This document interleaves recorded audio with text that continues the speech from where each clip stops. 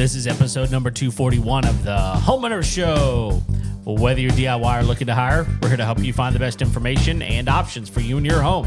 My name is Kevin Hackett, and here with me is Craig Williams. Hello, and welcome to the Homeowner Show. We're so glad that you could join us for another episode of the show. What's going on, Kev? Oh, well, it's been cold. It's been a little chilly. Yeah. Dipped down in the 20s last night. It did. It was, did it go to the 20s? It did. I didn't realize. I mean, the high 20s, but it was there. It's like 28, 29. Okay. Well, it was a little chilly, but, man, I don't know. I love this season. Mm-hmm. I've said it multiple times over the years, over our 8.5, how many years we've been doing this. Like, I love Christmas. It is my favorite time of the year. Even despite all the traffic, which is insane right now. It is absolutely nutty. Well, and on top of that, I mean, there's just so much of it that if you're not paying extra careful attention, then you wind up on your top, like I saw today on 45 South. Oh my gosh! You saw it was completely flipped over. Yeah, completely flipped over on its top.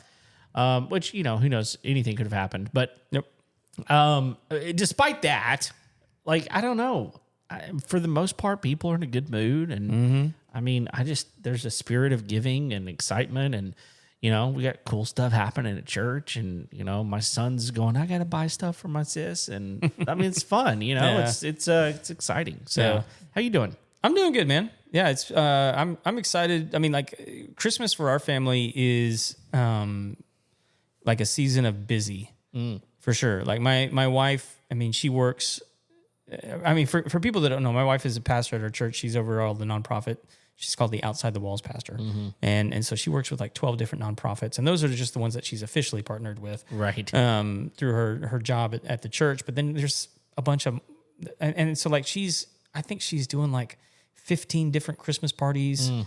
Like just in the next 2 weeks. I mean, because they got like end of year giving stuff that they're trying to give people opportunity for, but also benefits these nonprofits like crazy. Well, yeah, but like a lot of them that she works with are kids in foster care. Yeah, and so like she wants to jump in and make sure that they have fun Christmas parties for those kids, and that they get to have a good Christmas, and you know that they feel a part of the season. Yeah, I mean, because that is it's part of being a foster kid is sometimes you just get placed in a home and like you're just neglected or overseen and like she will not stand for that. Yeah. No, she will not. So, I mean, her and my daughter, I think when I came home this afternoon, there were, I think 15 girls in my house all up there wrapping presents. That's awesome for kids. I love it. That they're throwing a Christmas party. I think it's tomorrow. I don't know. Well, I can't keep up. We all know that your wife is way better than all of us combined. like if we took all of our best qualities and like put them together, we might come not even close. Actually, she's just so much better than me. She's better than me. That's for sure. She's a great. I mean this is something true to her heart for sure. Oh yeah, like she wouldn't be any other way. No. So it's good. It's also like exhausting. Yeah, of course. But good, exhausting. Yeah. So you know, and just a season to be grateful. I mean, speaking of which, we need to thank our sponsor before we get too far down the road on this one. We need to give a shout out to True Texas Solar, guys. The end of the year is upon us, and it may be too late, but you need to give them a call and see if you can take advantage of those tax incentives on the solar systems because those are going away. Yes. The time is nigh. And if you want to take advantage of the incentives that the government's going to give you to, you know, get solar on your home and get those whole systems in place, now's the time. Yeah, but it's not just that. This isn't the only time you can get solar. No, it's just that right now there's massive incentives to get it. Right. And if you're going to, then figure out a way to do it now. And I know it's a big decision, and I know there's a lot of questions that are important to be asked. Yes. But I think you might be surprised at how quickly those questions can be answered. Sure. And Josh and his team are so knowledgeable. They've been through this, you know, hundreds and hundreds of times, and they can help. And so, not just your solar, they can also help you with roofing. That's another thing that you might need to get done before the end of the year. It's a good time to get it done. It's a great time to get it done. A lot of people aren't thinking about their roof right now. because we're not having like major storms or anything. But I'll tell you this. I mean, if you got any issues with your roof, it can cause problems during the winter. So, get it checked out. They can do a free inspection, all that kind of stuff. They'll take a look at everything, make sure you're where you need to be. I would highly recommend their team. Their number is 936-286-8325. You can also get them at truetexassolar.com. Yep. Yeah. And so, I mean, speaking of car wrecks, I mean, we went through just a horrific situation with my daughter. And I know you know about it. And I don't know if everybody else knows about it, but I mean, she was involved in a really, really bad wreck. Yeah. And if you saw pictures of the vehicle, I think everybody looks at it and it's just, how did she survive? Mm-hmm. And the crazy part is like no injuries. There wasn't even any like glass on her. And like, I say that without explaining the wreck. I mean, she got T-boned, thrown into another car that then spun her around 360 degrees and then flipped twice. Yeah. Side to side. And was suspended by her seatbelt in the air. It took, there was an off-duty firewoman in the parking lot next to where the wreck happened, and she came over and popped off the windshield and then got two other guys to come over, and one like laid underneath her while the other guy cut her out so that she could land on him. In Unbelievable. Look, I'm telling you right now, if you told me, hey Kevin, go pop off the windshield, right, I wouldn't have a clue where to start. Yeah. Now, the fact that those people were there and available is just one more testament to how she was being looked out for spiritually. Unbelievable. It was absolutely insane, and like so much so that the paramedics on the scene released her, right? And they wanted to take her in an ambulance, but they couldn't find anything wrong with her. And they said, well, like, we can't make you go in the ambulance, but she really seems okay, but you should take her to the hospital. Yeah. And part of the reason we didn't end up taking the ambulance was because of where the ambulance wanted to take her was a hospital we didn't want her to go to. Sure. So we found a better place to go and got them there. And it took us like an hour to get back to even see the doctor. And by the time she got back to see him, he was asking, hey, what's wrong? She's like, well, she was just in a really bad car wreck. We want to come and get her checked out, make sure everything's okay. And he's like, oh, do you have any pictures of the wreck? Showed him pictures of the wreck. And he's like, what the hell is wrong with everyone there? Why didn't they bring her by ambulance? I mean, this is ridiculous. Right. And he was pissed. Yeah. And we're like, no, they released her, but they told us that we should still take her to the hospital. And he was just furious. Yeah. I was like, I don't know the protocols. I mean, sure. So, who knows? But well, she was fortunate in every regard. And by the way, the other person who hit her is fine as well. Both of the people that she hit are fine. But it's bad. It was bad. Right. Yeah. So, and I know you and I didn't talk about this before the show, but I know that you're aware of this, but we definitely need to talk about it. Okay. Do you remember Alan, the solar guy? I do. That we had on the show? Yes, I remember Alan. Our name has been getting a little bit of attention as of late on YouTube because of a guy named Don Shipley. Don Shipley. Yep. And Don Shipley is a former Navy SEAL. Yeah. And Don has spent, from what I can tell, I've been watching lots of his videos, a significant portion of his retirement career exposing fake Navy SEALs. Yeah. Which apparently this is a thing. I did not know that this was a thing. Well, I didn't either. Why would it be a thing? Right. Craig, we vastly underestimate how horrible people are. Oh, yeah. I generally think good about most people. I assume good from just about everybody that I meet. It doesn't mean that I'm not suspicious. It doesn't mean that I'm, that I can get bamboozled really easily. I just assume goodwill. Sure. And I'm actually not like making any claims against Alan because I don't know. But apparently Don confronted Alan over the phone. Yeah. As being a fake. Right.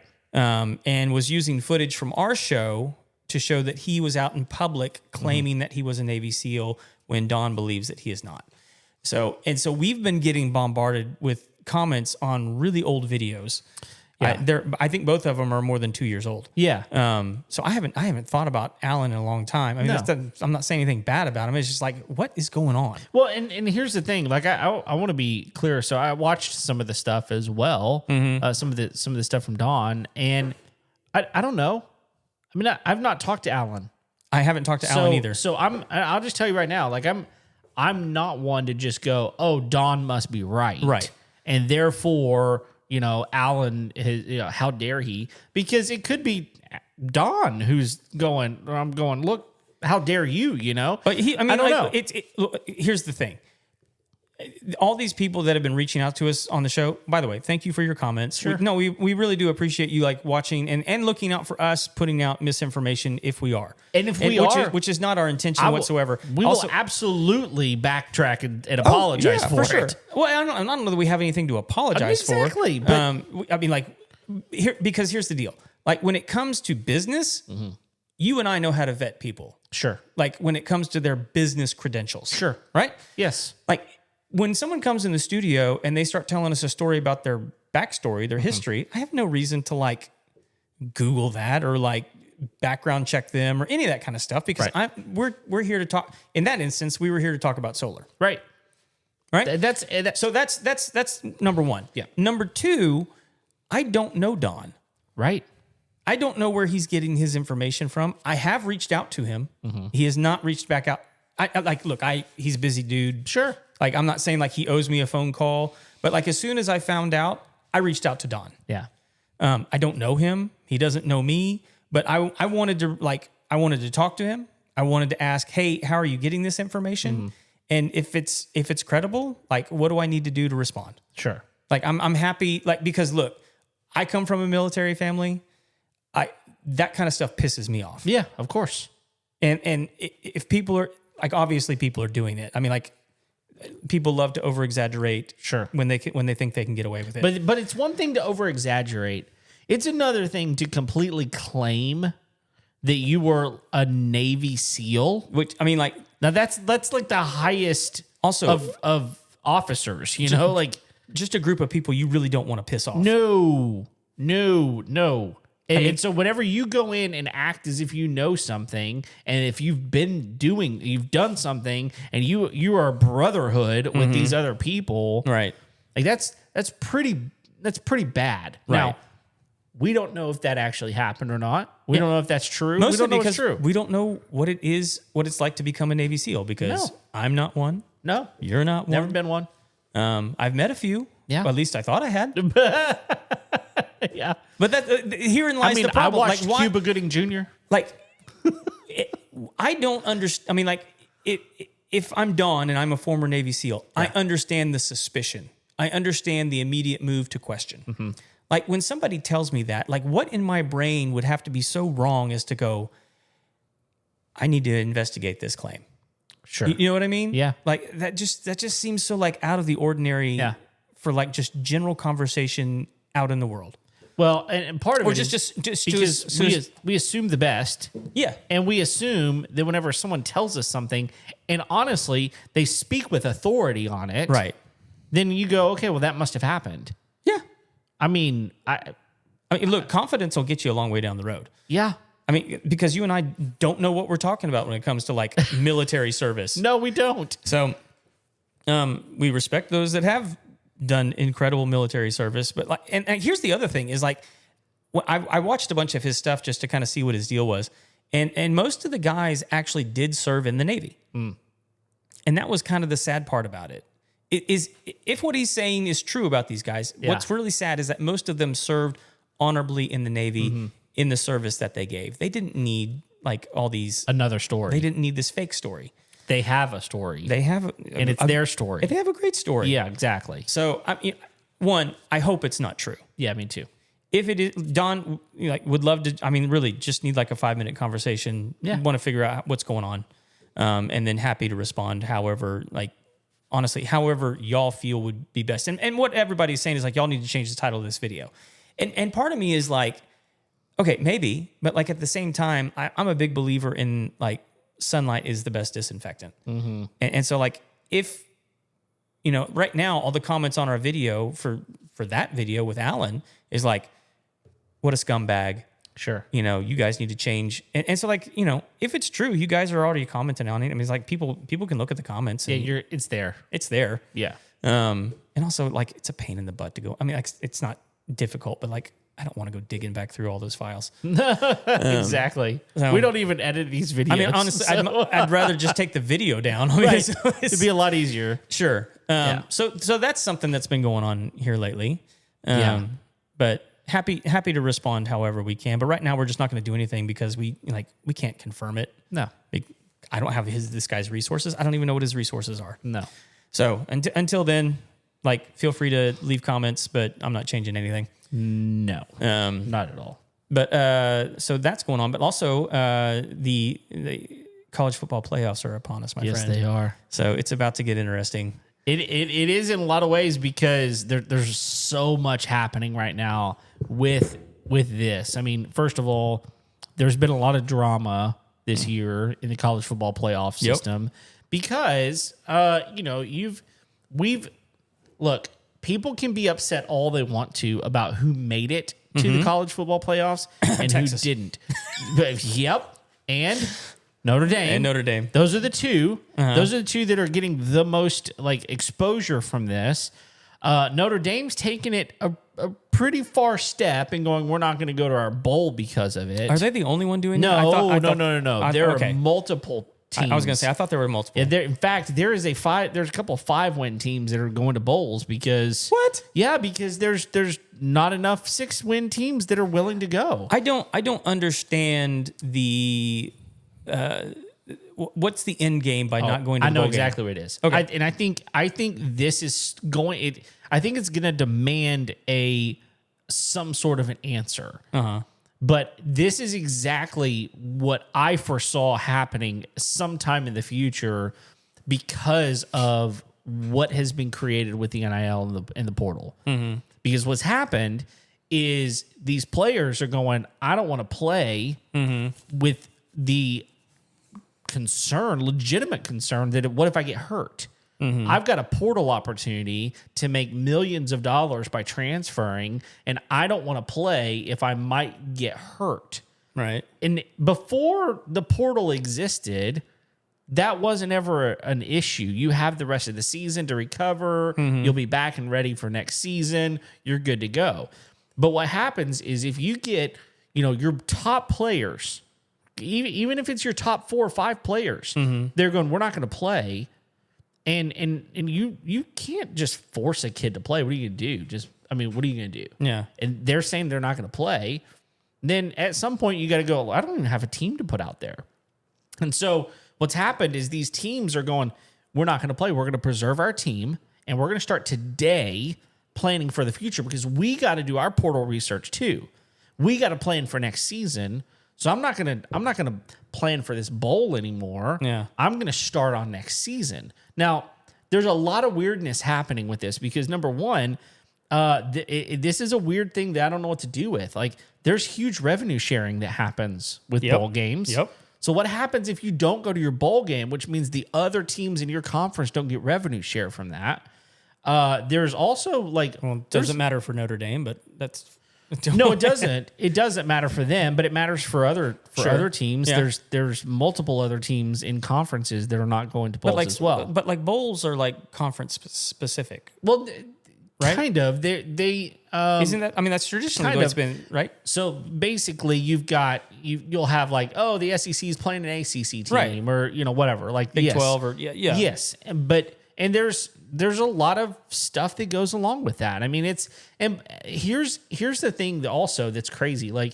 And I get Notre Dame's position of, we're going to prepare for next season. I kind of understand that, but here's the other thing that just, here's where it makes me just really angry. I'm angry for those seniors who didn't know this was their last game. Right. Their parents didn't know it was the last game. Cheerleaders who didn't, them and their parents didn't know this was their last game. Band members who them and their parents didn't know this was the last game. Yeah. So many situations where they were like, this, we thought we had another game coming. Yeah. Whether it was a college football playoff or whether it was a bowl game, we thought we would have at least another game.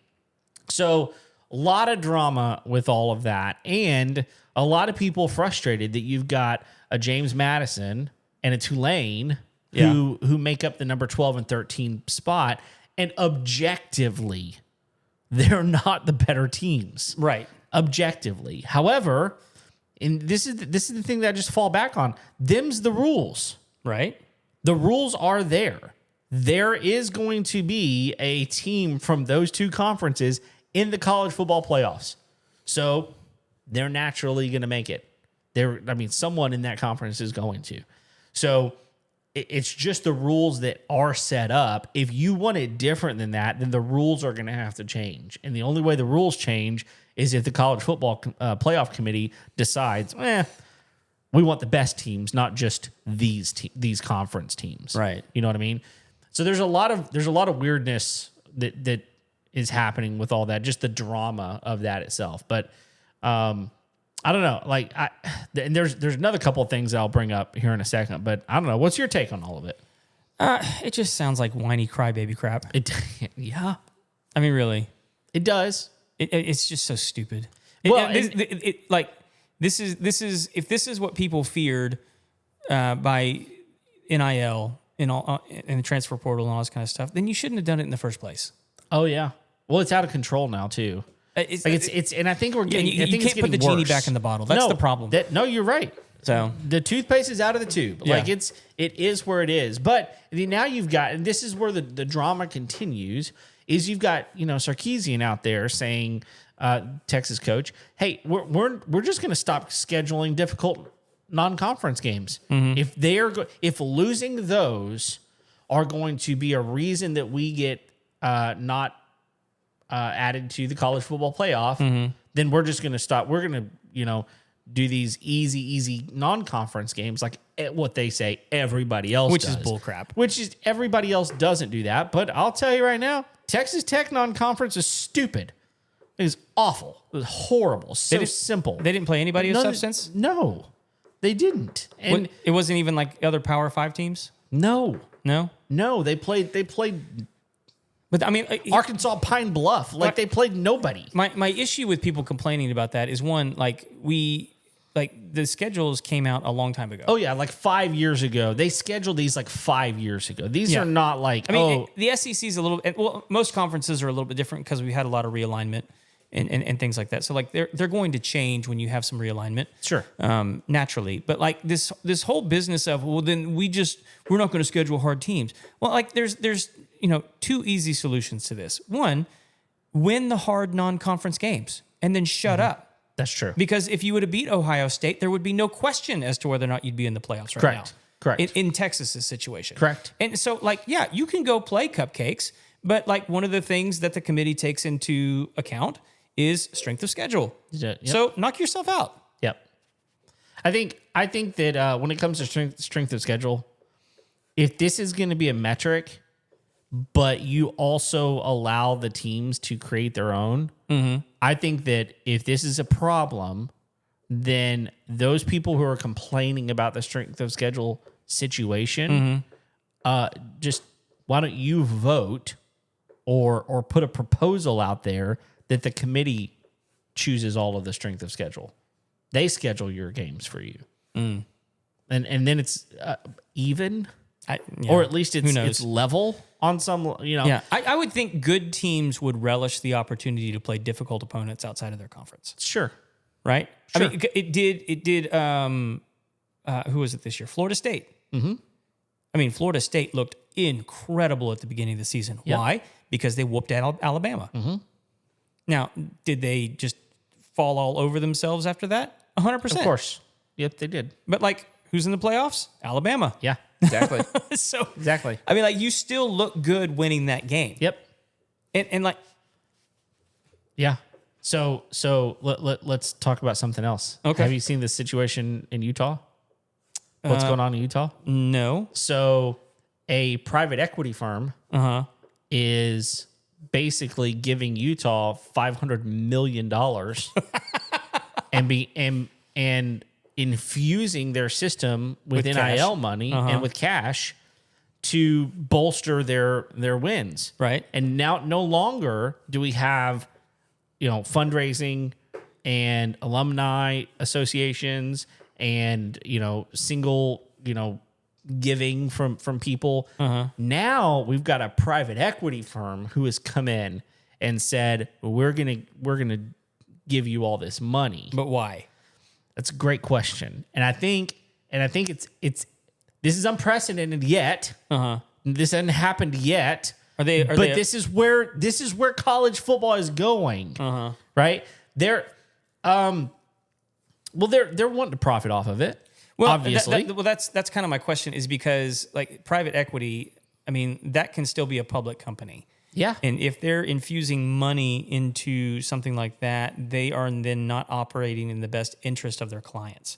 I mean, it's fiduciary responsibility. Sure. And so like they can't, like, I don't know of anyone that gives money to an institution like that just so that their team can win football games, because they're not going to get anything back from that other than just like, thank you for. Well, it depends. It depends on what the agreement is, because if they've got agreement to where like you have to pay this money back, then it's like, okay, well, that means that we've got that responsibility to make sure that our team is performing at a high level or whatever. But here's the crazy thing, because when this first came out, I'm thinking, okay, when you've got an investment firm like that coming in, guess what? They've got expectations. Sure. They've got performance expectations. They've got money expectations. They probably want control over certain aspects. Yeah, over all kinds of things. Well, it did come out shortly after this broke last week that that the school will still control all of the decisions for the football team. Right. Now, I'll be shocked if that's actually true. But yeah, they want the volleyball team. Sure. Yeah. No, but it's just like, what? In what world do you know that to be true? Yeah. Where it's like, you know what? I'm going to give you $500 million, $500 million, and I'm just going to let you do with it what you want. Yeah, it doesn't make sense, right? No. That doesn't ever happen. Nope. There's massive expectations. And on top of this, guess what happened? The coach, Utah coach, stepped down. Not for retirement purposes. He's been there for like 25 years. Oh, geez. And not for retirement purposes. He's probably gonna get hired somewhere else. It's like, yeah, something wonky, something fishy, something wonky. Anyway, so that's a weird situation. I mean, it is kind of similar to the thing at Tech. I mean, it's not like that guy didn't have any say in like. Well, see, I don't know. I don't really know what. Honestly, here's the difference, though. Money can tighten a lot of lips. Well, of course it can. I mean, and he gets thanked. I mean, first of all, his name's on the field. Right. It has been for years, though. He gets thanked in every speech, right? Because he is a massive donor, right, to the program. He's also a football guy. Like, he played for Tech. So he is a football guy. So if he has certain advice, it wouldn't be unprecedented to ask him what he thinks in a certain situation. It wouldn't be unprecedented, but it would be like no one asked him before he gave the money. Well, you know what I mean? No, I get it. No, I get it, and I don't know. I still don't know if that. I don't know if that's the case. Sure, I don't either. I'm guessing that's the case. No one knows. But at the same time, like he's infused a ton of money, but he's a person, not an entity. You know what I mean? Like, and so I think that's where the lines become a little blurred, in my opinion, and how it just shows you that this whole system is going to continue to change, going to continue to evolve. When I talk about the toothpaste out of the tube, we're talking about like massive things that can't be drawn back in. We're talking about minor league football here. You know what I mean? Look, I think college football has the potential to become bigger than the NFL. Well, it already. I mean, look, there's a reason that some of these guys, there's guys that are making more money right now, and this will continue to happen than they would make in the NFL. When I don't remember. I think league minimum is like either 300 or 350,000 in the NFL. Well, these guys are making multiple millions every year. Yeah, I can almost promise you the next thing coming down the pipeline because once you start paying players and then those players start making more money than they would, or that, than a lot of guys in the NFL, you're going to start seeing them have conversations about eligibility, extending eligibility. Well, yeah, because for real, because there's a couple of things happening here. One is it's guaranteed money today. Because what happens if you get hurt? Right? So it's guaranteed money today. And if you're investing well, you can be set up for life. Mm-hmm. And so you're right. Extend it to where I've got more years of eligibility, which, by the way, I still have 4. But there's that. Isn't there like an age? Like, I don't know. I think there's a. I'm not making fun of you. How old am I? I'm just saying. I think there's an age at which they go, no, you can't. Yeah, no. There should be. But there's that where they're making more money than they would in the NFL, which is part of the reason that these guys are staying longer. But here's the other thing that is just mind-boggling when you think about it. You go to the NFL, you sign a contract. Yeah. Right now, if you go in the transfer portal and you get signed, you get accepted to a university and they pay you for your name, image, and likeness, there's no contract tied to that. Right. The next year you can leave. So I think that's, to me, one of the most ridiculous things about this right now is there's really no guardrails anywhere. Yeah. It's just it's like the Wild West, you know? Yeah. It's just bizarre. And we live in a world of contracts. We live in a world of guardrails. And somehow this, of all things, has escaped all of that. I mean, it does. There's an aspect of it that makes it kind of fun. Okay. Right? I mean, if you don't care, then yeah, absolutely. Well, no, I mean, like right now, I mean, like one of the ones I'm interested in is DJ Lagway. Oh, yeah. Just announced that he's leaving Florida. Which before the portal he absolutely should. Yeah. Number one, he's got a change of coach. He was underutilized. And why do we care about him? He's local. He's local. He's a local kid. Well, he's also good. And he's good, and he's a good kid. Mm-hmm. He's a really good kid. He's a good family, and he's good. Yeah. And he's got 3 years of eligibility left on him. Yep. Like, this isn't like a senior, you know? Mm-hmm. I think he's Do you have any thoughts on where you think he's going to end up? I have one big one in my head. No, I don't. I do think that Tech will look at him.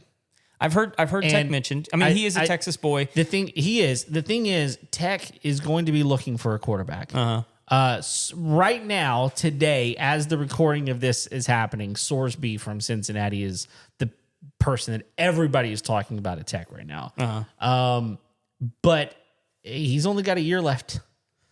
Sam Levitt's out there. Mm-hmm. He's got from Arizona State. He's got 2 years left. He's probably the best one out there as far as that goes. You've also got what's that guy from Nebraska? I don't know his name. Riota, something like that. Anyway, he also very good. But now you got DJ out there too. Mm-hmm.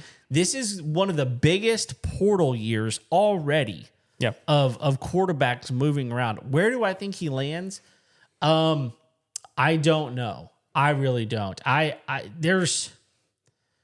Honestly, I wish he would land at Tech. I wish they would take him just because I think he'd be a good fit at Tech. Because of 3 years, I think he would too. But I don't know. I'm curious what your thoughts are.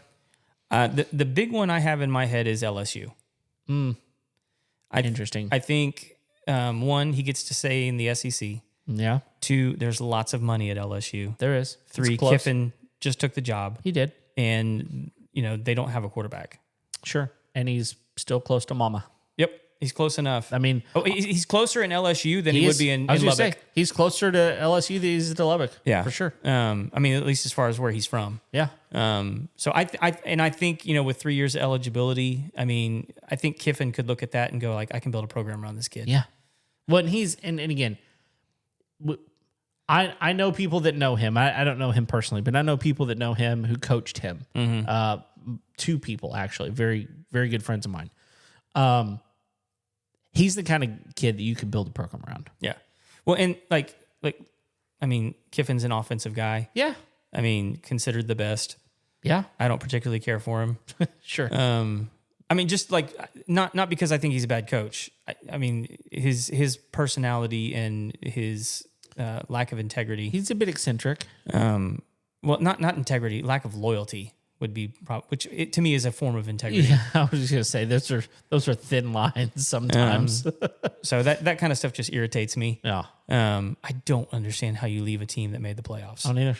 I don't get it. I mean, no, especially and not only that. I mean, rumor is that they were willing to match what LSU was gonna pay him. well, I'm sure. So now you're talking dollar for dollar. A team that's already there. You're already loved in that area. Yeah. It is a rich area. Yep. I've been there. It's nice. Not that LSU isn't. It's different. It's different. It's different. But I mean, he has his reasons, and he look, laid them out. I don't know what he said. I mean, but I can imagine the bottom line is LSU's been to the show and Ole Miss has not. Well, that's basically it. And he's been at Ole Miss for a while too, right? Oh yeah, like 5 years. 5 years.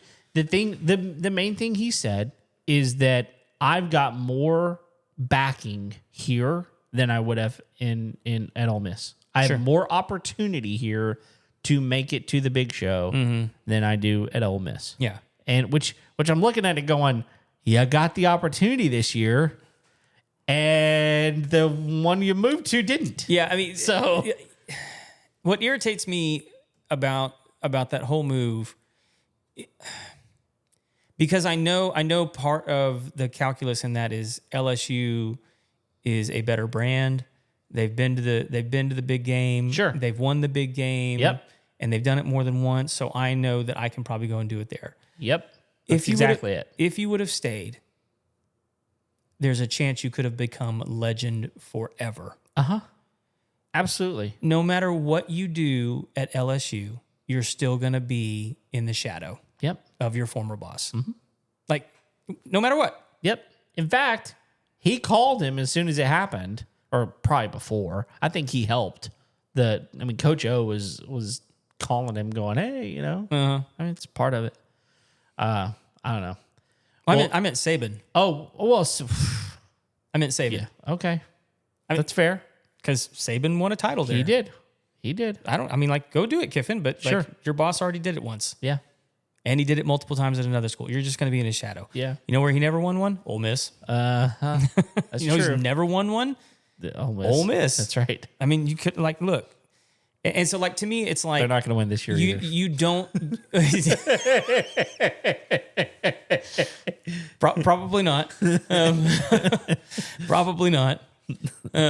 Although they are playing Tulane the first game, so they're going to make it to the quarterfinal. LSU Junior. Yeah, that's right. That's right. Yeah, they're probably going to make it to the quarters. Yeah. Look, I mean, of the people in the first round, I think they have the best shot to make it all the way. Okay. Well, yeah. I mean, I don't know. Maybe. We can get Maybe. we can get into it. I know why you're brushing up at me about that, but I out of all of them, I think they have the easiest path, even more so than Oregon. Well, I don't know, man. They got to play Georgia in the quarterfinals. Maybe. Not maybe. If they win, they play Georgia in the quarterfinals. Did they play Georgia? Yes. I thought they played Georgia. Indiana. No, that's Oklahoma or Alabama. To me, that's the hardest road. Okay, so they got Georgia. Yeah. I wasn't thinking they had. I was thinking they had Indiana. I I know that seems backwards because they're number one, but sure. And because then they've got to win against. So if they win, let's say they beat Georgia, which could happen, I guess. Sure. Then they have to beat either Miami, A&M, or Ohio State. Yeah, which is that's going to be a tough slog. I think that section of the college football playoff is the hardest section, because the other section is James Madison, Oregon plays Tech, right, and then they would play Alabama, Oklahoma, or Indiana. To me, that's the easier path. Okay, in my opinion. Well, let's take it down to the 4. Okay. So, because that's the next time you and I are going to be able to do an episode, probably. Sure, probably is after the new year. let's go top to bottom. So you've got Oregon, James Madison. I think where are you at on that? Oh, Oregon wins. Oregon wins. Okay, Yeah. so you got Oregon, and then the next one is the next one Alabama and Oklahoma. Okay, that one I think is a little tricky, but that one's trickier. I just think that Oklahoma is. I think they're overrated this year. Not that I don't think they should be in the playoffs. They earned it. They earned it. Yeah. I think they should be. But I think Alabama's a better team. Okay. So I think Alabama wins that. Okay, so you got Oregon, Alabama. Yep. And then Tulane, Ole Miss is next. Okay, so and you think Ole Miss is handling that one pretty easily? I would hope so.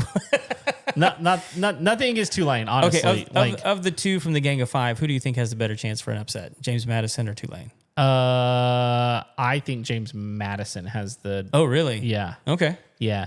Only because I think Oregon's not played the harder teams to prove themselves. Okay. Oregon has one of the best defenses in the country, without question, and they've got a high-powered offense. But I think they're more susceptible to being beat than Ole Miss does, okay. and just in general. Like I think that. Anyway, it's going to play into what I'm going to say later too. But sure. I just think I think Oregon has been exposed a little bit this year, in that they've only played like one difficult team, in my opinion. And so that's my thoughts on that.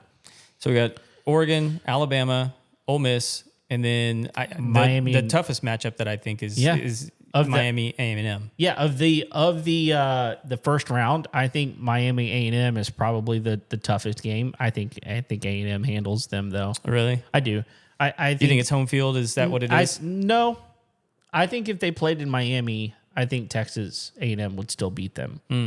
I still think that A&M has been fortunate in some of their wins. They've been obviously they've come out on the winning end of games that they shouldn't have won, in my opinion. But they've won. Like, that's the thing. Like, they've done what they have to win. Right. They are a dog fight team. Yeah. And they will punch you until the very end. And I think that Miami is. I think they're gonna. Honestly, I think that it will be a 2-score game. Okay. I think. I mean, I've heard a lot of people talking about it. How Beck's been really good down the stretch. He has. But that it's also not been difficult teams that they've been playing.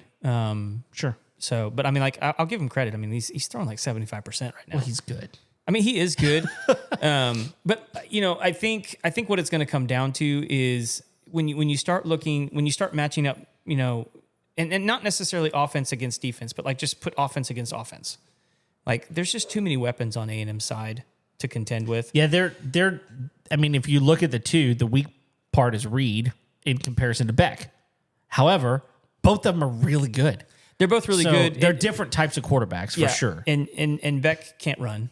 That's what I'm saying. He's not mobile. No, and Reed is highly mobile. Very mobile. Yeah. But like, hasn't been as much this year, but like has been when he needed to be. Yeah. But then, like, Miami has an incredible wide receiver. Yeah. They have one incredible wide receiver. A&M probably has 4 top tier receivers. But like, they always talk about the pair of Concepcion and Craver. But the other two behind them, I mean, like, they would start on just about any SEC team. Right. So, and I was looking at how many receivers have touchdowns on A&M's, and it's like 12. Wow. And so impressive. It's not like those guys are beasts, but like they put the ball around. They're spraying it around. Yeah.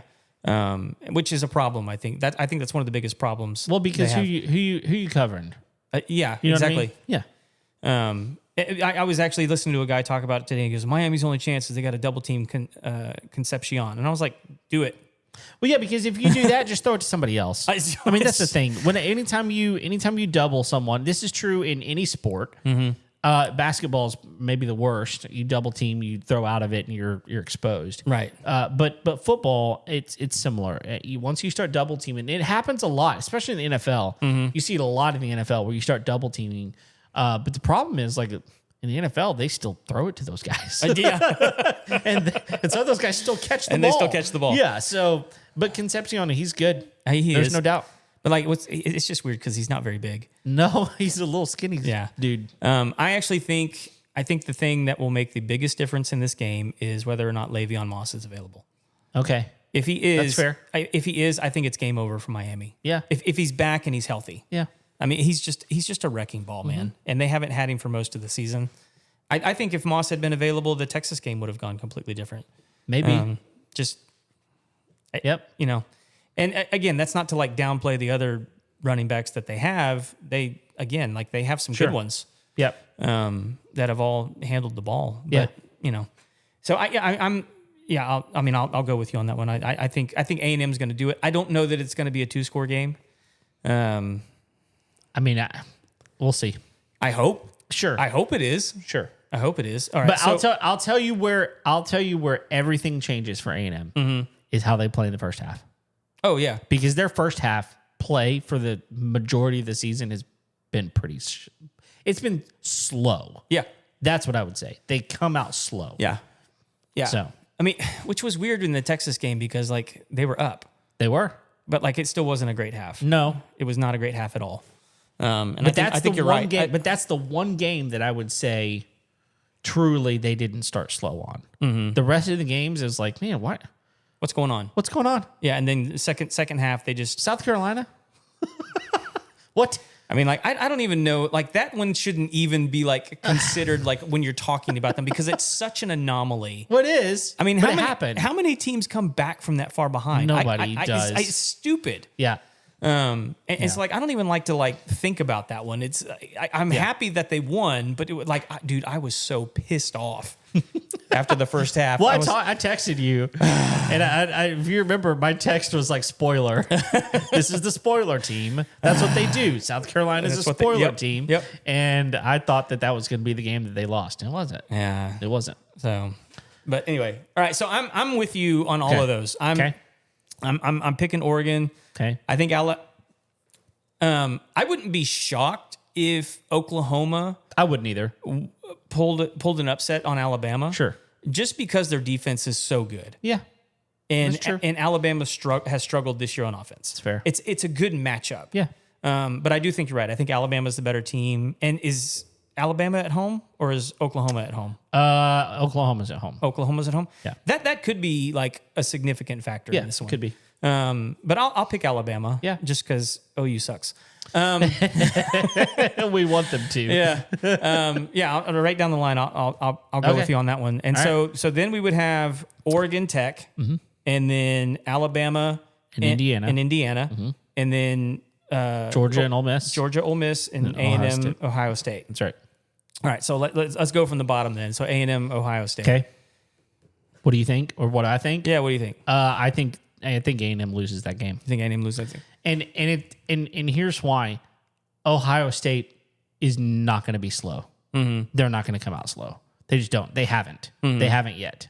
Well, I know one game, but one game. Yeah, one game. But I think like point taken. I think and I don't think they do what South Carolina does, and I don't think they roll over. I think they're going to hit and hit and hit. Now, I will tell you that Indiana game. That was interesting. Mm-hmm. It was that game was so boring to me because nothing really happened. I mean, it was just kind of like it was boring to me. But I don't know. I think that's where A&M faults is in. I think if they get past that game, they have a better shot. Even than further down the line. Okay. Just because I don't think they've faced a team like Ohio State yet. I think they faced a team like Miami before. I think once they come out to Ohio State, I think it's going to be a game changer for them. That's my opinion. Okay. What do you think? On that one? Yeah. I mean, And look, I fully understand. Let's let everybody know you're an A&M fan. I'm a Tech fan. I'm not just we're a homers. fan, man. You're an alumni. Yeah. We're talking about like deep, difficult conversations here. Yeah. We're homers. We have to be. Yeah. Yeah. So I mean, like I'll pick A&M, and not because I necessarily think that they're the more complete team. For a couple reasons. One, I think it's going to be a dogfight. I don't know. They have an X factor here that we haven't talked about that I think is going to be in their favor. You may bring it up. Ohio State or A&M? A&M. I think the big thing for A&M is I don't know that anybody's been able to get after their quarterback like A&M could get after their quarterback. Okay. Or their defense, because it's A&M, like, and Ohio State just doesn't seem like they're going to be like just a pummel you with the running game kind of a team. No. They're going to throw the ball. They're going to throw the ball. Yeah. And if A&M gets them in third and anything more than 5, it's going to be just a mud fest of getting to the quarterback. They're going to get to him. Sure. And we saw in the Indiana game that when Satan was gotten to, he made mistakes. Yeah. And I think that's kind of Elko's specialty, is creating opportunities for quarterbacks to make mistakes. Sure. The crazy statistic about that is while A&M is like the best third down team in the country, they only had 3 interceptions the entire year. Oh my goodness. So I mean, like, that's an Jacob Rodriguez had more than that. Right? But like it's an interesting statistic to think about, that like that's not the number of turnovers they've had. Sure. But still they haven't had that many fumbles or interceptions. Okay. They've just really been able to hold teams physically. Yeah. And I don't know that Ohio State has seen that yet. Sure. I think that I don't think that Ohio State has had a very difficult run so far. I mean, again, the Big Ten's a difficult on some level. They've got their difficult teams, but again, it's not. It's just. It's not the same. It's not the same. It's just not. And like everyone keeps dogging A&M about their schedule. Their schedule has been so many of the teams that they played were good until A&M played them. Okay. But you know what I mean? Yes, but again, they didn't play their schedule wasn't as difficult as Texas' schedule. No. So I think that's the comparison. Right, wrong, or indifferent. I think that's the comparison. Well, it wasn't as difficult in the sense that more teams were ranked at the end of the season that Texas had played. Sure. But like you look at like an LSU. Okay. There are some absolute animals on that team. Sure. Physical people on that team. Missouri's one of those teams that's shocking to every year. They're always going to be somewhat good. Yeah. Yeah. And I think they ended up with like the best running back in the SEC. Oh, really? I mean, it's again, strong team. Sure. Just didn't perform. I mean, so like, and that's the problem, is like a lot of the teams that they played, they just like, I kept referring to A&M as the coach killer this year.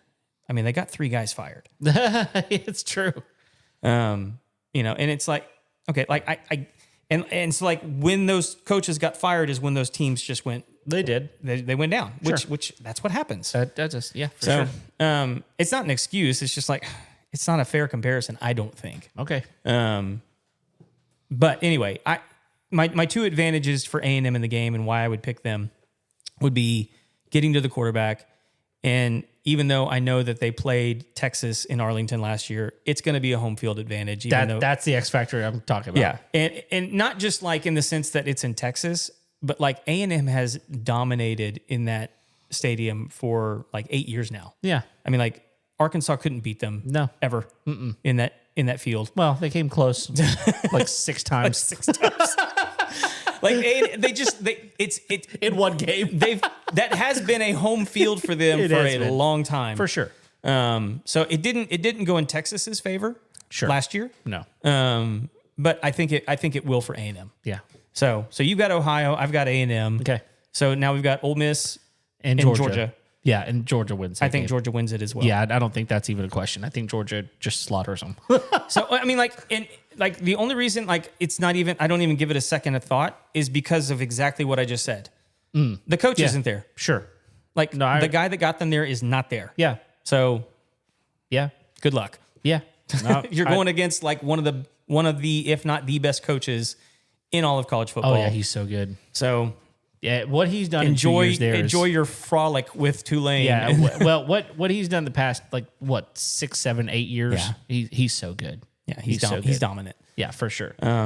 Okay, so then we've got Alabama and Indiana. Alabama and Indiana, and I think Indiana wins that game. Here's the thing. I think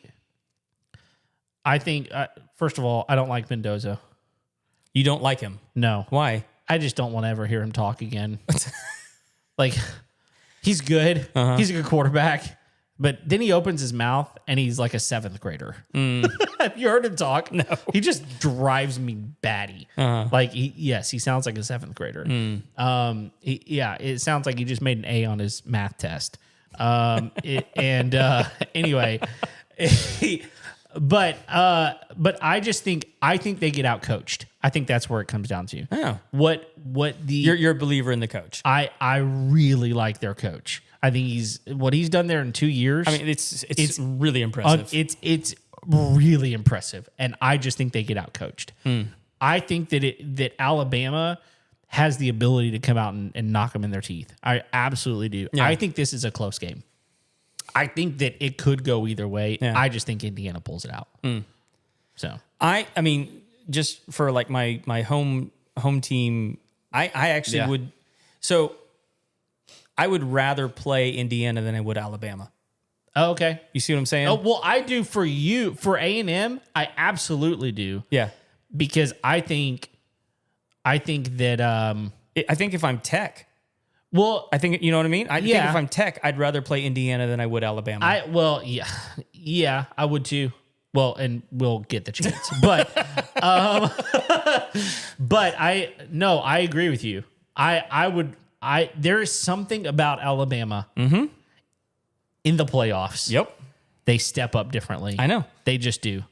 I just think they get out coached in this game. Yeah. That's the only thing. I'm happy to be like for you to disagree with me on this one. I actually think Alabama pulls it off. Okay. If it was Oklahoma, I think different. If Oklahoma wins, I don't think they beat Indiana. No, I don't think so either. But if Alabama goes it's in a there, different game. I think Alabama pulls it off, honestly. Okay. And I don't even think who's the guy coaching Alabama? I forget his name. Let me go look because I'm really bad with names whenever it comes to that. Same. So their coach is DeBoer. Yeah. I actually don't think he's that great of a coach. Well, I that's why I'm saying I think that they get out coached. That's the reason. I think Alabama has such athletic studs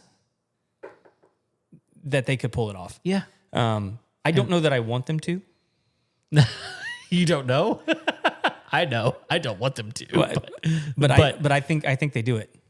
Okay. I do. I'm look, I may be wrong. I think that if any But like here's my greatest fear in even suggesting that is that once again we end up with an Alabama Georgia national championship. Not going to happen. But no one wants that. No one wants that. No one wants that. But it is a complete possibility. Oh, it's a possibility. There's no doubt that it's a possibility. They set it up to where it's a possibility. Anyway. I'm going Alabama. I don't want them to, but I think they will. Sure. Okay. So and then you got Oregon and your Tech. Homeboys. And I don't think that this is going to be an easy game for Tech. I think that I think Oregon, like I said, Oregon has one of the best defenses in the nation. They've got a high-powered offense. I think it's going to be a difficult game. This is nowhere near a home game for anybody. We're playing in Miami. Yeah. I mean, it is as far away from Oregon as it could possibly be almost. And it's still it's crazy. Although I will tell you that interestingly enough, they are creating a nonstop flight from Lubbock to Miami for that day. There and back. Yeah. Yeah. Which I think is hilarious. But I think at the end of the day, I think the Tech's defense kills them. I think they stop their high-powered offense. What's interesting to me about Tech, Oregon hasn't been as high-powered as they've been in the past. No. But I think what I mean by that is like they just haven't scored as many points haven't. as they usually do. They haven't, and I think that I think that Tech just holds them. Period. I think that it is Tech in the Big 12 championship was scored on in their in the opening drive of their opponent for the first time all season. Their defense is just different. It's unbelievable what kind of defense Tech has, and I don't think there's another defense in the playoffs that comes close to what they have. Yeah. Jacob Rodriguez ran the gamut on the defensive awards that he was eligible for. It's the only time in history that one player has gotten all four. So there, and he's just one guy. If Skylar Gill Howard comes back, which I don't think he's even an option until semifinals, maybe the national championship. He's been out since week 3. Yeah. With a bad injury.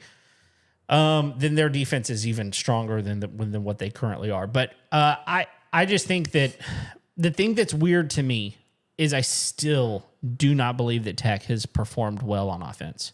And yet they have won every game by more than 22 points. Every game, all season. That's a staggering number, especially whenever I don't think that their offense has been very good. We've kicked a lot of field goals. Oh, okay, yeah. Which means they have a really good field goal. The field goal kicker is good. There's no doubt about that.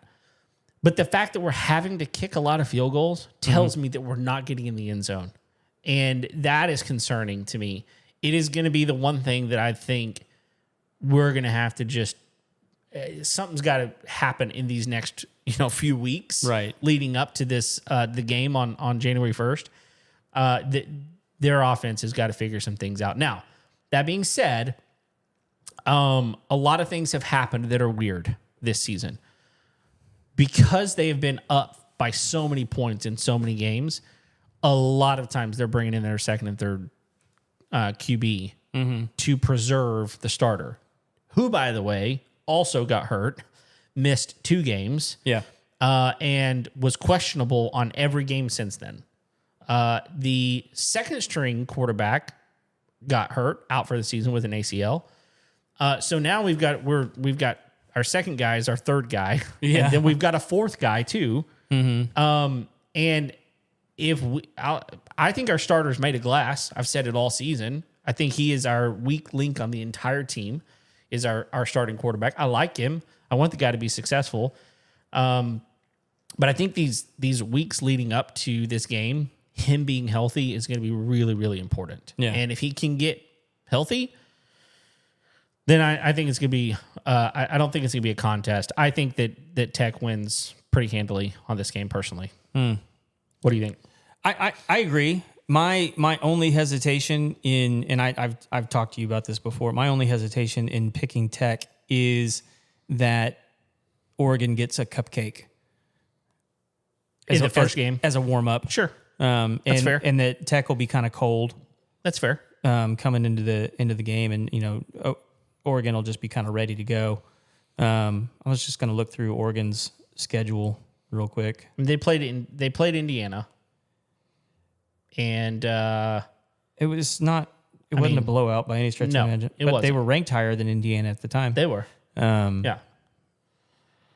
Yeah, the only time they really blew anybody out was the biggest one was Oklahoma State, but who didn't blow them out this year? Right. Everybody did. That's the thing. I don't think that there's much comparison. Yeah, because when they played tough teams, the score has been really low. Yeah, I don't think there's a lot of comparison here. Yeah. To me, the fact that Oregon's ranked number 5 is a travesty. I think that they should be down where Oklahoma or Alabama is, personally. But I know that record dictates them being higher. It does. That's the reason. Yeah. And I get that. And so it is what it is. Yeah, because they have one loss, right? Yeah. Yeah. To Indiana. And it was a somewhat close game. Yeah. I mean, I will put it on upset alert, but I think Tech wins it. So mostly because of their defense. Yeah. I think so too. So for you, that means it's Tech in Indiana. And Indiana. For me, it's Tech and Alabama. Right. And then were we you Then thought Ohio State was going to win. Then I think Ohio State's going to win and Georgia. Georgia's going to win. So- and you think A&M's going to win and Georgia's going to win. Yeah. So for you, A&M versus Georgia, let's start there. Who wins? I actually think this is actually why I like this. I actually think A&M can take Georgia. Okay. I really do.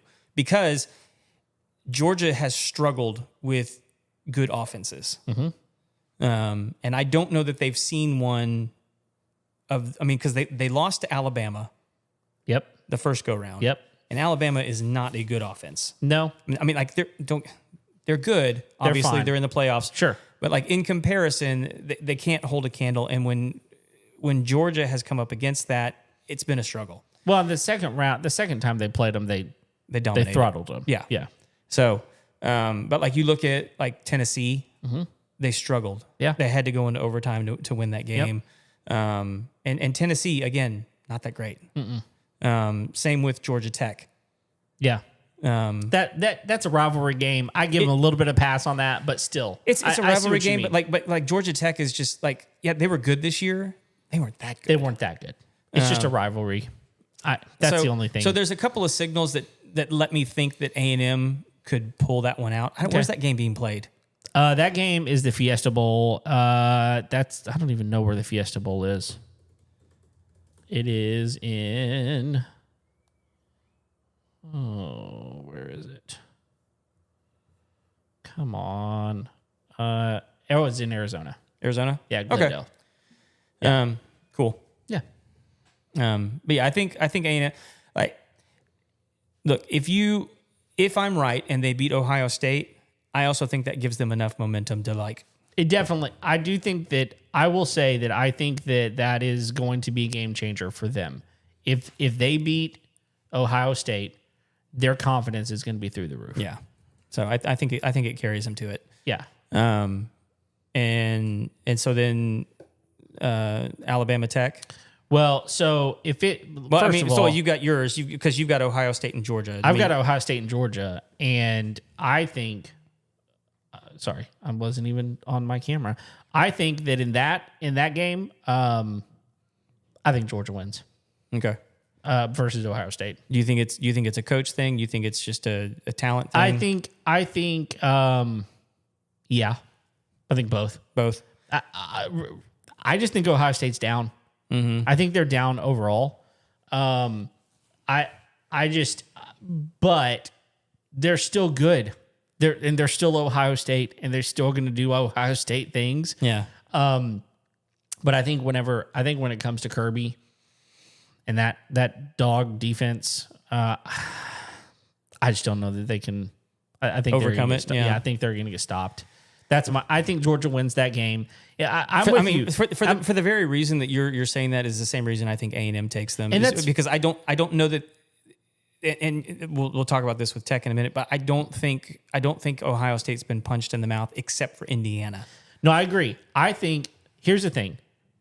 I think Ohio State beats A&M, and I think Georgia beats Ohio State. However, if A&M wins against Ohio State, I think they beat Georgia. Oh, okay.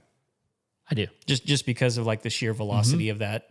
I think that there's a different amount of momentum there, and I think that I think Aggies travel well, and I think they did this year for sure. They did, and I think that getting to Arizona is not going to be a big deal for them. Not for no.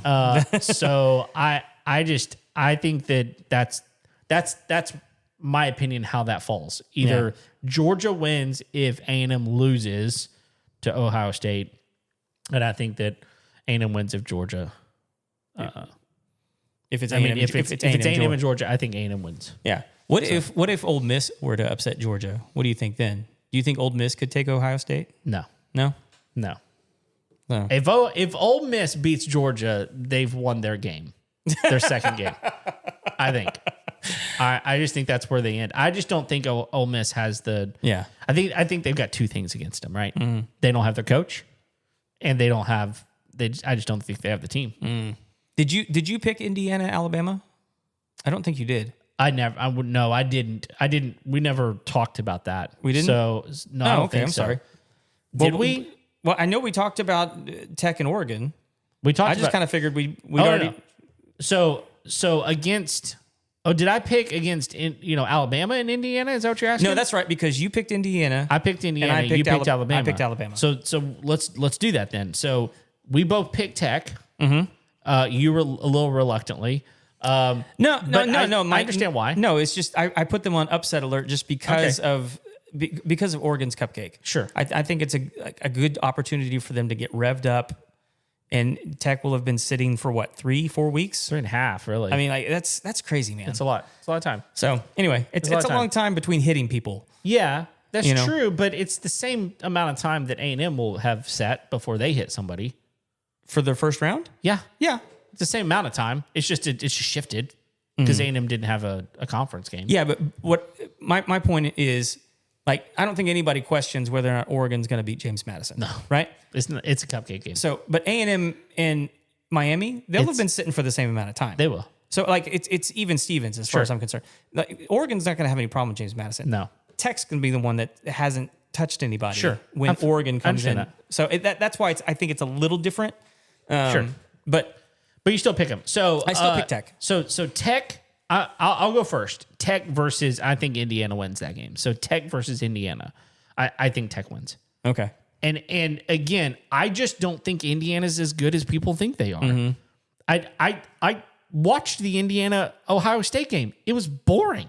Yeah. There wasn't that much not much happened. There wasn't that much excitement. There wasn't a lot of big plays. There wasn't a lot of big hits. There wasn't a lot of sacks. There wasn't so much that I was going, oh my goodness, these teams are overwhelmingly good. Yeah. I think that the Big Ten overall is down this year. And so to me, again, I will say it. I think Tech's defense stops Mendoza. I don't think he has a chance against their defense. And I don't think he's seen a defense like Tech has. And so I don't think they score as many points. Therefore, I think Tech wins. That's, to me, the game changer here for them. I wanted to go back through before I finalize my thoughts here. I'm curious because first of all, I mean, you've got two that I want you to talk about. I'm curious if Indiana and Tech play versus if Indiana and Alabama play. I mean, sorry, Tech and Alabama. Tech and Alabama. Yeah. I said it earlier. I think Tech does better against Indiana than they do against Alabama. That's just my opinion. Right. So I'm banking on You're banking on me Indiana. being wrong. I'm banking on Indiana losing. I mean, winning that game. Let's see here. Yeah. What are you looking for? I'm just looking to see like who they played. Okay. That's an interesting one. There's really only two interesting ones here. Thus For far. Indiana? Yeah. Yeah, I mean, the two that are interesting to me is Iowa and Oregon. Yeah, well, Iowa, I think Iowa got the shaft at the beginning of the season. Sure. Because they weren't ranked. Yep. And so we've talked about this. If in the preseason, if you're not ranked, you have to claw your way back in. Yeah. And I think Iowa was way better than people gave them credit for. For sure. I think I agree with that. What was the other one? Oregon. Okay. So which was a pretty close game. It was. Yeah, I mean, I think if it's Tech and Indiana, I think Tech handles them. But like I also the critique that you bring to Indiana, I think can also be true of Tech. Okay, in which way? What's the defense? No, that they just haven't really played anybody all that. Okay. They just haven't played anybody that good. And like Sure. I think the best one on Tech's resume is BYU And Utah. At the time, Utah I know they was- were ranked. Yeah, but they were at the top of their game at the time. Like they were playing really well at the time. So but those are the two games, and I'm not saying that Tech's had any crazy great resume here. They don't. But BYU, which stinks. and I think. Utah, I mean, like it does. I mean, because they're in a terrible conference. well, it could be a good conference. I don't know why. It could be, and I think it will get better. I think it's going to get better. Once Ohio State comes back, I think some things are going to get better. TCU has been good. Ohio State. What do you mean? I said Ohio State. Oklahoma State. TCU has been good. Baylor has been good. Which, by the way, Baylor is a place that they're talking like DJ Durkin could Okay. I mean, because his dad played there. Lagway. Sorry, DJ Lagway. Yeah. Um, So the Big 12 has the opportunity to be decent. which, I mean, if he did come back to the Big 12, that would be it'd be a strong signal. It would be. I mean, but you're talking about him going to Tech. Sure. So, which I think would be a terrible move for the conference. Sure. No, I don't disagree. But I will say that there is something to be said about the way Tech beat BYU twice. Oh yeah, BYU's a good team. they were a good team. They're well coached. They're disciplined. They're good. Yeah. And they handled it both times pretty big. Yeah, I think the big difference between BYU and like an Indiana is the quarterback. Sure. It's just a totally different animal. Oh, they're very different. Yeah. And so I don't. Although BYU's quarterback is a freshman Yes. and Is a the monster. he's a monster. He's huge. Yeah. But he got shut down by Tech. He's just a different animal. I Yeah. don't know. I don't know if the Heisman hype around Mendoza is legit. Oh, it's not. You know, I don't. I know he won. He did, but I don't think the best players were there. But I don't even know who they would have been. I mean, Well, I don't know either. It was just- 100%. But I don't think that he's. I don't think he's everything that people tout him to be. Mm-hmm. There's a lot of things that I'm going. This guy's just not. I don't know.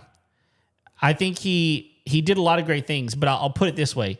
One of the stats that I saw was it said this: congratulations to Fernando Mendoza, 24th in passing yards in the country, one game with over 300 yards passing, comeback victory over 3-6 Penn State. He truly refined what it means is to win the Heisman. But that's true. yeah. Here's what he did. And I think this is why the Heisman exists. And so for that, I give him some credit. He is the reason his team is where they are. I don't think that Indiana's where they are without Mendoza. And I think that's what the Heisman is. The Heisman is who is the one person in the country, The biggest difference maker. biggest difference maker Yeah. on their entire team. But the truth is, he's not that good. He was the biggest difference maker. They're number one in the country right now because of him, in my opinion. Yeah. But those stats aren't that great.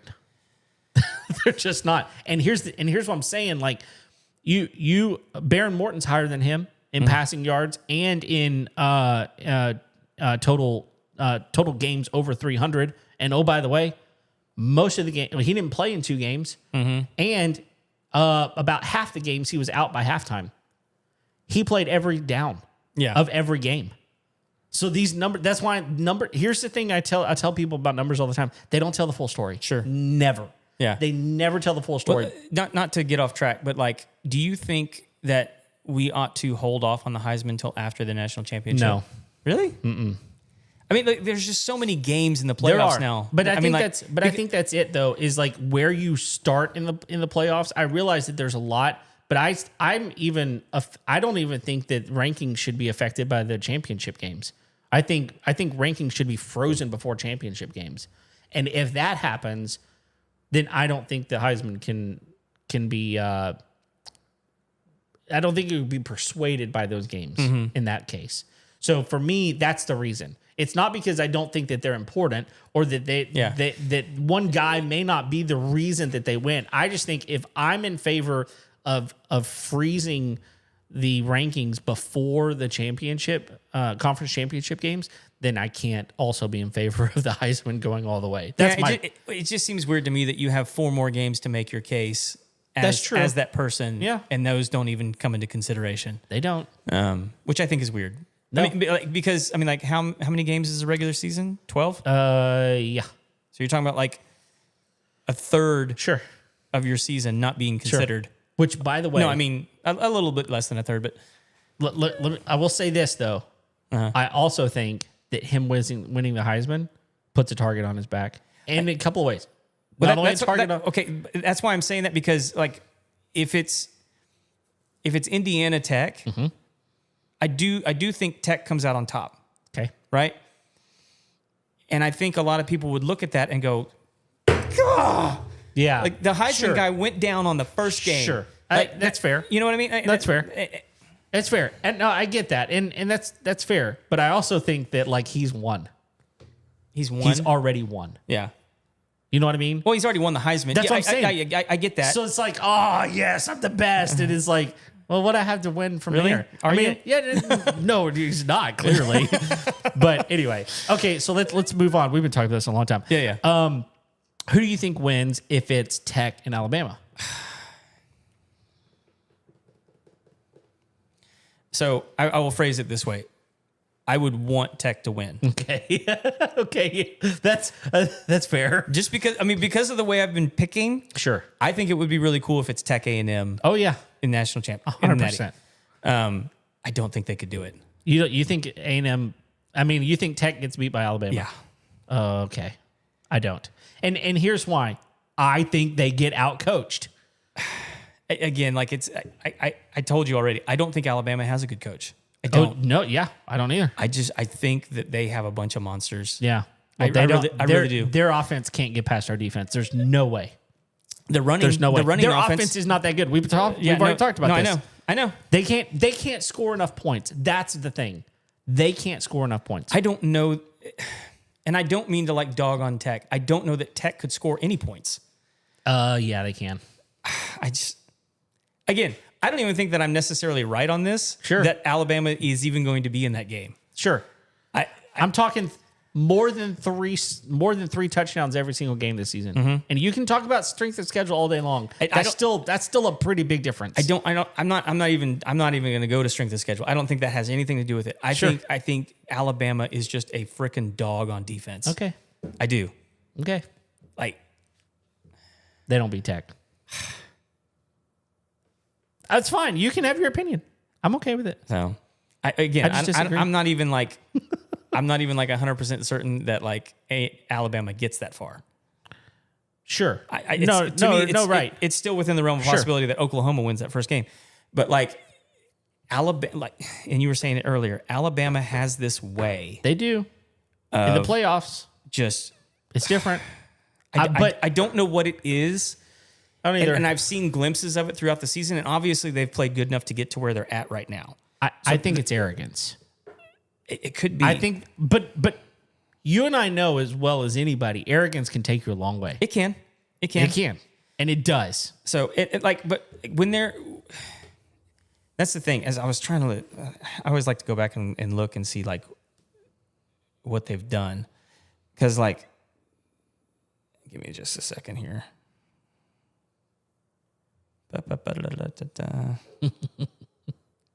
It's good radio here.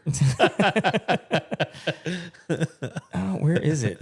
Where is that game? Which one are you looking for? I'm just trying to pull up Alabama. Okay. In general. Just in general, yeah. Okay. Oh, I hate this app.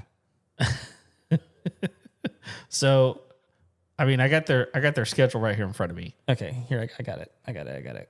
Finally. Okay. Yeah, man. I mean, here's the thing.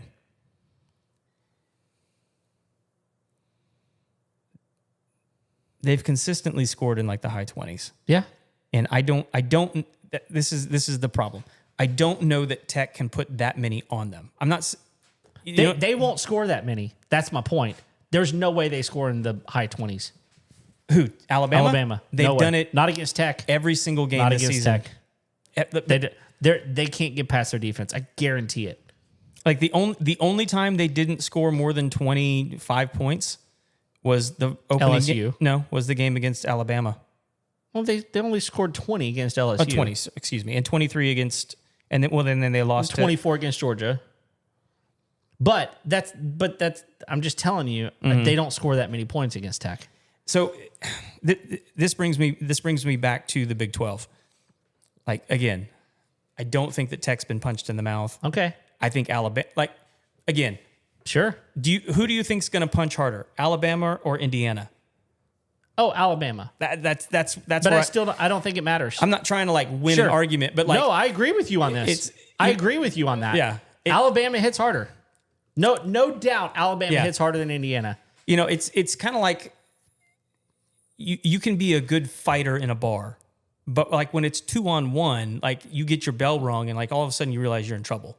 Sure. You know what I mean? And Sure. I think that's kind of the situation that we're potentially looking at is like they don't have to be better as long as they're more physical. Yeah, and I just don't see it happening. So, I mean, again, I don't want that to be the case. Sure. I think it would be super cool to have Tech and A&M in the Natty, Sure. even though you're not picking A&M to beat Ohio State. But you would pick them against Georgia. I understand that. So that to me would be like a really cool game. Sure. I have my doubts against Tech playing a high caliber team. Okay. So Let's just put something into perspective for just a minute. Sure. The most points scored on Tech this season was Arizona State when they didn't have their starting quarterback, and we lost that game. Right. Barely. In the final seconds of that game, we lost that game. They scored 22. Okay. Kansas State scored 20. The highest other than that was 17. That a team has scored against them. The team has scored against them. Right.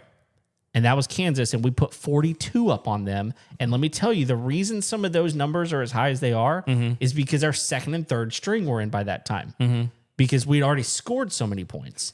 So, again, with Kansas State, it was 43-20. It's the only reason they scored as many as they did is because those guys were out of the game. The playmakers were being benched at that point. So I hear what you're saying. And so it's either that Tech was so good or that everyone else was so bad. Maybe. I mean, it's one of the two. It may be. You know, I agree. It's got to be one of the two. And I think that it may be a combination of both. I'm just looking around the conference, and I'm not saying that Tech is bad. Sure. I'm just saying I think everybody else was not good. Not everybody. BYU's good. And Utah's good. There's no doubt about those two.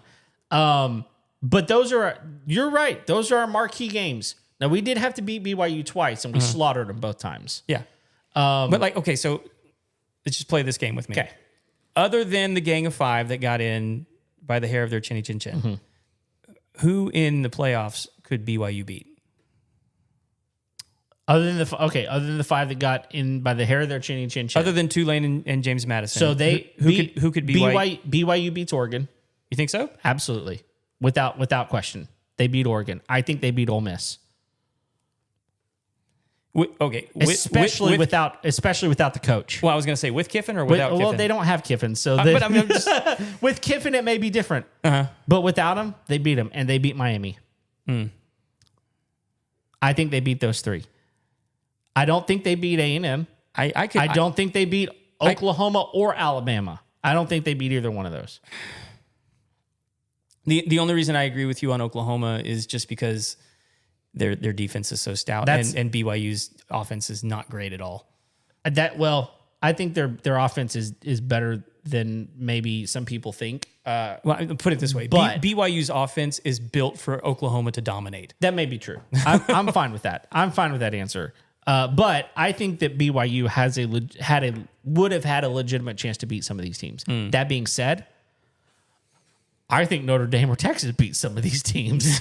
So, maybe.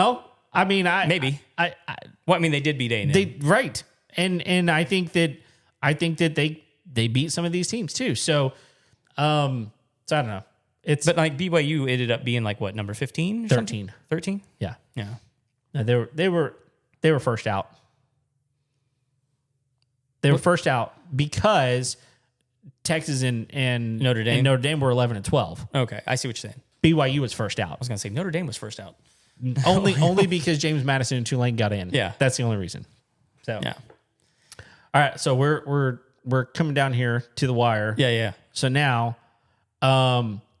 Tech for you Tech in Indiana.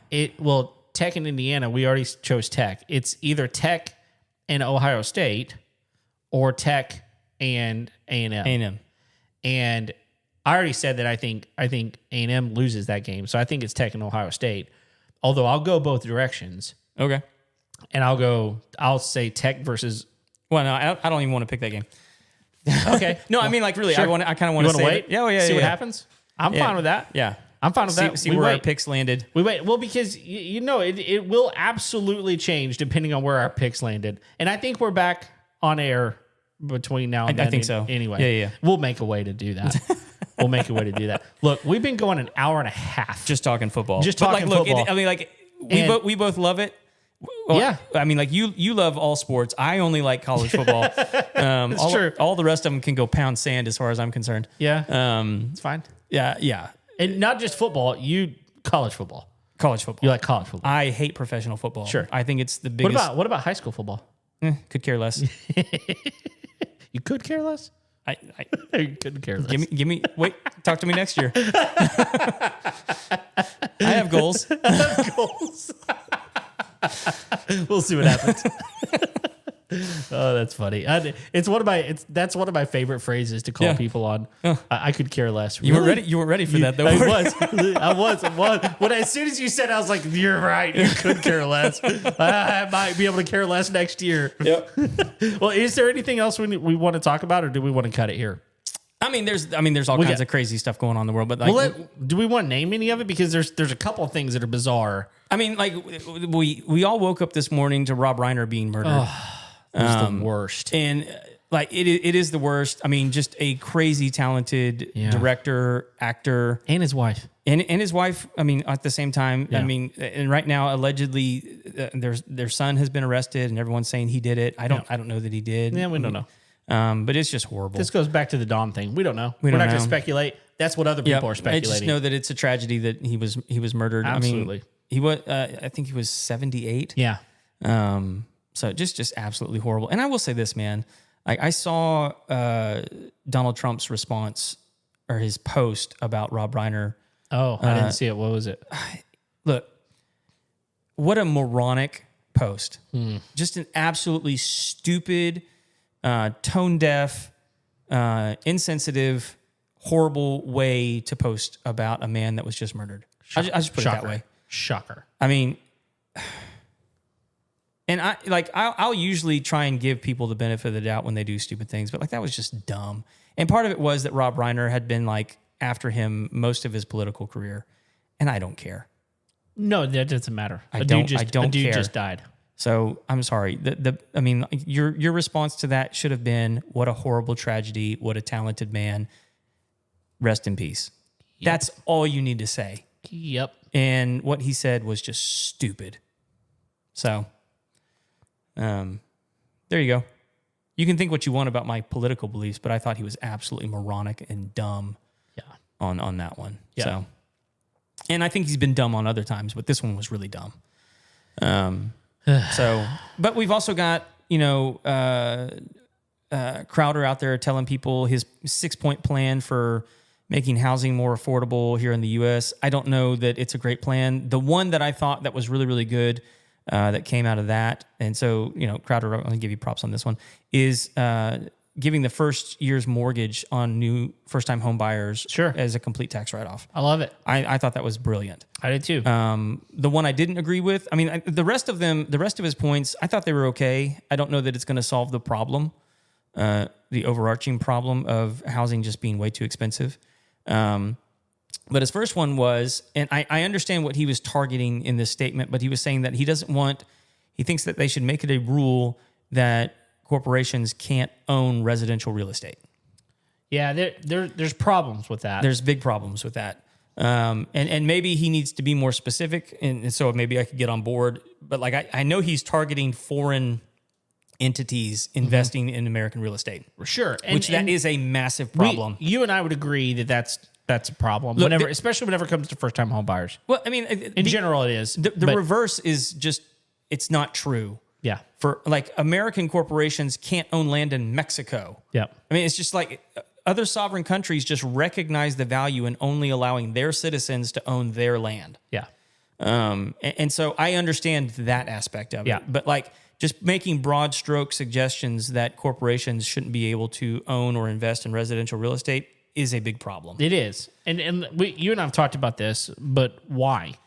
But I mean, because individuals can form corporations Absolutely. that they hold their real estate portfolios in. Absolutely. I mean, investors have been doing this for years and years and years.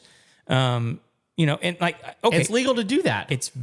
It should. It's advisable to do that. Highly advisable. Yeah. It is and should be legal to do that. Right.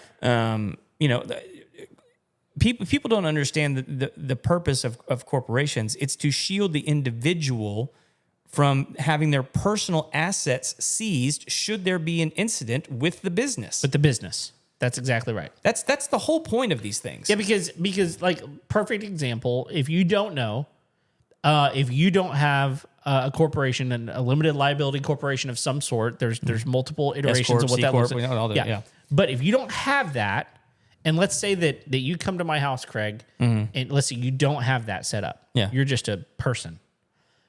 You come to my house and something happens. You spray my house. I come home, my dog's dead. I can sue you for killing my dog. Yes. Now, you can try. I can try. But if you don't have a limited liability set up, I can come after your home, your vehicles, any assets you've got beyond that, retirement funds, all this kind of stuff. The inverse is actually true as well. It is. It absolutely is. But with a limited liability set up, I can only take stuff in the business. But really, it's the business that did the work. It wasn't Craig that did the work. Right. And so that's the purpose of it. And it should be set up that way. Yeah. And it's set up that way on purpose. So to limit corporations from being able to buy first-time home buyer homes, first of all, which that's not a thing. That's not a thing. It's not that's even the thing I was going to say. That's an enigma of an idea. That's a situation. There's not like homes that are first. There are homes that are designed to be first-time home buyer homes, but like that can be your second home. That can be your third home. That's right. But but to put it in perspective, and I think this is the most important thing to understand. Let's take a 1,600 square foot house, 3-bedroom, 2-bath. This is the type of home that a first-time home buyer could buy with theoretically a lower amount of money. Right? Theoretically, it's what it should be. If I'm an investor and I'm looking to rent homes out, that's not a bad home to buy. Right. So that I can rent it out, especially if I've got a heart. If I've got a heart and I'm just not just a money monger, then I go buy a 1,600 foot house and I sell it to, Susie and Joe that just got married and they need a place to rent. And they rent it out for a reasonable price until they get enough money to be able to buy their own home. And I can do that over and over and over. And I'm actually being helpful. Yeah. But if we limit a corporation from being able to do that, then that would never happen. Right. And all of a sudden, that's the one thing that I think his intentions with that are right. I think the nuance of that has to be changed. Yeah, I think all that really needs to be said about that is like foreign corporations. Correct. I think everything. I think you say that. People are gonna, their hackles are gonna go about because we do have large American corporations that are buying a lot of residential real estate. Right. And I'm sorry, like, yeah. What are you gonna do? Yeah. It is what it is. So businesses should have the freedom, correct, to buy property. I don't think that they should be able to have established monopolies. Sure. But nobody's doing that. Right. Are they manipulating the market? Yeah. Yeah. Yeah. They are. So they'll get theirs though. Oh, that's right. So I'm not saying like anybody's going to go after them like physically or anything like, but like no. They'll get their comeuppance. They will. One of the other big ones that's happening right now is this whole kerfuffle between Candace Owens and Erica Kirk. Yeah. And Turning Point USA. Right. I mean, like if you've just been living under a rock, maybe you don't know that like Candace has decided that like everyone, including like the United States Post Office, is somehow responsible for Charlie Kirk's death. Which that just you even saying that sounds asinine, right? Like that sounds just so over the top. But she believes it. At least she's acting as if she believes it. I don't know what she believes, honestly, man. I mean, like, there's so much crap. Erica Kirk did like a big interview with Barry Weiss, and she was just kind of going through some of the things. And apparently, like, there's like this whole conspiracy about the rings that Erica wears, that it's signaling somehow that she's like with Mossad, like that. Oh, gosh. That Charlie's wife was a Mossad handler for Charlie. Not and you know what I mean, like it's gotten to that level now where it's just like, no, like he was murdered, right? And was there some sort of like coordination with that? Yeah, probably. Seems like it. I mean, we do know that people were posting about it days before it happened. Right. There's a suspicious man in the crowd that sort of stands up, seemingly knowingly that he was going to get shot, taking responsibility for the assassination. There's a lot of weird stuff. Sure. Granted. But like when you accuse someone's wife of somehow being involved and like acquiescing to people's demands that her husband be murdered and that she's okay with that, all these kinds of things. And to say that you have the receipts. That's what she says. I have the receipts. Right? And she has been slow dropping some stuff, and like some of it was like text message conversations that have since been clarified, you know, and things like that. And so here was the kicker for me, is she says on her show one day, because Turning Point USA was like, look, we probably should just have a conversation about this. Like this has really gone too far. And so her response to that was like, I have all the information. I got all the facts. You name the time and place, and I'll be there. So what did Turning Point do? They named the time and the place. And they showed up. And she declined. Yeah, of course. Of course she did. Saying it conflicted with her schedule. And then people online began to say, yeah, of course she's not going to show up. She's concerned about her safety.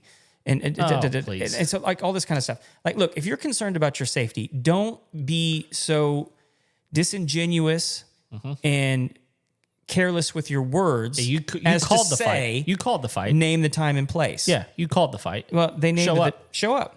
Yeah, show up. And honestly, like I hear what people are saying all over the place, but until you can prove to me that Turning Point is out there being twisting their mustaches over railroad tracks. Correct. Yeah. Until they're doing that, then you claiming a self-defense that I don't want to show up because I'm concerned for my life, that's a pretty bold statement. Yeah. Yeah. So, but again, don't say time and place if you're not willing to go to the time and the place. Exactly. You know who says that and doesn't show up? Little people. Bluffers. Yeah. Little people. Yeah. I mean, this is classic little man syndrome, right? Oh, I'm naming time and place. Yep. And then he doesn't show up? Yep. You know why? I never said name the time and place? Because I'm the little guy. And I don't want to get punched, frankly. Dumb people say time and place. They do. Smart people hide in the bushes and snipe you. You're right about that. Yeah. When I was a little bit younger, I used to work. I had a job working with a lot of young adults. Okay. Most of them were dudes. Yeah. And anytime there was a gathering, they would just want to wrestle. Of course. You know. And I was still young enough that like I was competitive. Of course. But I was also old enough to realize I could get hurt. Yeah. Uh-huh. And so anytime any of them bowed up at me, I would just tell them like, look, man, like we can do this, but I can promise you I am way more willing to fight dirty than you are. Oh yeah. And I will. I will fight dirty. That's right. You can test me on it. There's no such thing as like a non-dirty fight, in my opinion. No. Doesn't exist. And I was like, you can test me on it, but yeah. One of us is getting hurt. The fist lands where the fist lands. or better yet, the elbow. Whatever I can get there. That's right. It's going. It lands. It's going to land. Yep. That's right. Well, listen, everybody, thank you for listening to our, banter back and forth. We love doing this, and we're glad that you're joining us. So, listen, if you've not already subscribed, what are you waiting for? Please go subscribe to our content. Subscribe on YouTube, on Facebook. Download our episodes. Subscribe on Podbean. Talk to your friends about us. We appreciate you guys. And look, it's the holidays. Merry Christmas. Until next time, we'll see you later. See ya.